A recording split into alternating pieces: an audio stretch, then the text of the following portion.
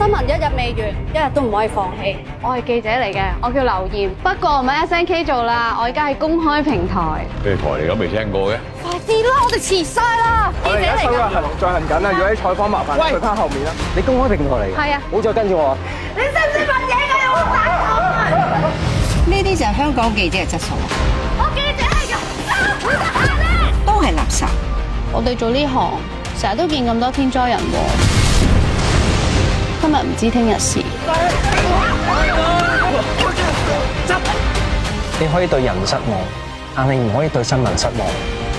喂，你做咩啊？你做咩啊你？與其要人哋幫，不如我哋親手自己落手落腳去揼石仔，一齊砌條路出嚟啦！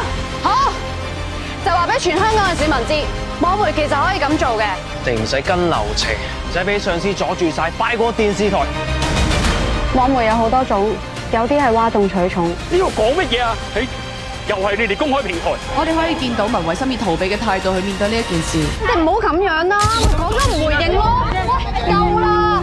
但係我哋公開平台應該係實事求是嘅報導平台。咁其實新聞唔一定係輸同贏嘅，只要件事越多人講，我哋可以播到出嚟，就越早知道真相。我哋兩個台未必冇偈傾嘅。我係張嘉賢。我係劉艷，兩台聯播特備新聞節目現正開始。